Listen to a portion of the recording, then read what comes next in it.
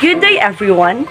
Today, we will be playing Piko, one of the traditional games here in the Philippines. But before that, let us first know what is this game all about. So Piko is one of the game that originated here in the Philippines. The game is played with a small stone or pamato. There are 8 boxes or squares drawn on a flat surface, and the first player tosses the pamato into the first box and hops on one foot into the next box. So a pamato, it is a stone that they use as a cue ball, but it could be anything. It could be a bottle top, a piece of anything that can be thrown. So if they miss, their opponent gets a chance to take their turn. So how to play Piko? What you will need are first, 2 or more players, then a flat play surface on the ground. We also need a pamato or a cue ball. So this can be anything. It could be a bottle top, a flat piece of stone, or etc. Then next, a piece of chalk or any other drawing material. Playing the game. First, we have to prepare the playing space. So first, 8 boxes will be drawn on the ground, and the first box is rectangular. The second is also rectangular. The third box is rectangular also, but it is divided in half.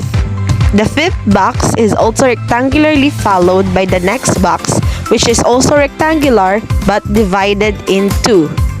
Lastly, there is a curved box. So in total, there are 8 boxes, each one labeled by the respective number. Now, how to determine who will play first?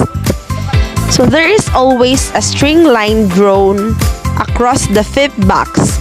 To determine who plays first, each of the player throws their pamato to the line. So the player whose pamato is the closest to the string line goes first. So here, the first player is the boy in white, then followed by the boy in brown shirt, and I was the last one to play. So now, how to take turn? So when it's your turn, you will toss your pamato into the first box and hop on one foot into the next box. You can use either leg, but you must keep that same leg throughout the whole turn. So if you miss, your opponent gets a chance to take their turn. Note that you land with both feet on the divided boxes and continues on hopping until you land with both feet on the next divided rectangular box. Once the player reaches the box 8, they turn and hop back to the second box. With one foot on the ground, they bend and pick their pamato and jump over box 1 to the starting point. Next, they throw the pamato to box 2 and hop to box 1. Then, they hop over box 2 and continue to play as normal. Now, let's discuss the major Piko game rules. So the Piko game is not very complicated. However, there are a couple of rules that you must follow in order for the game to be played correctly. So if you step on or over the line while playing, your turn is void and it goes to your opponent.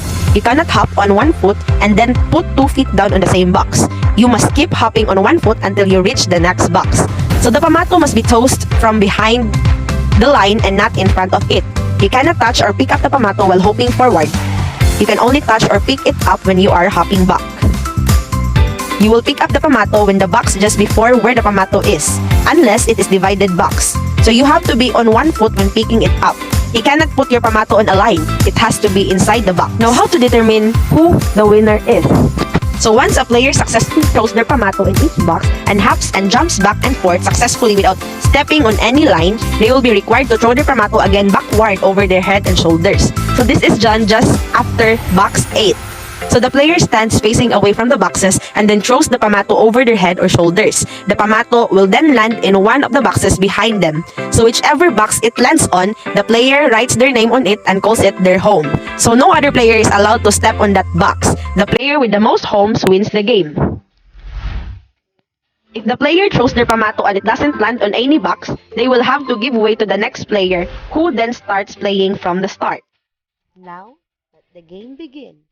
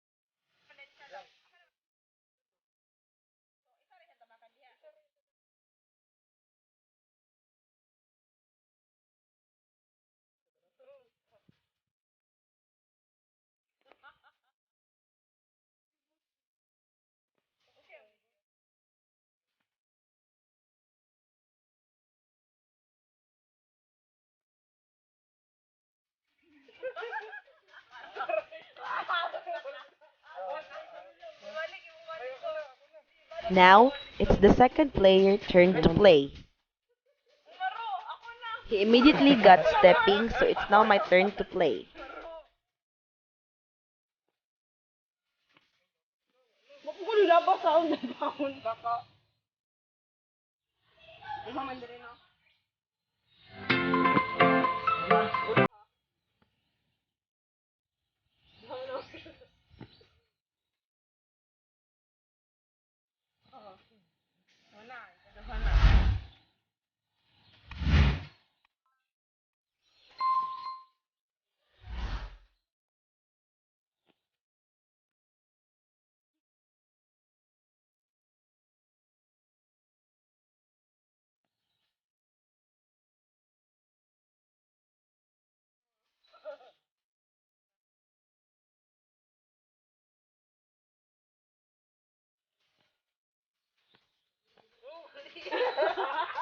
Oops, wrong move.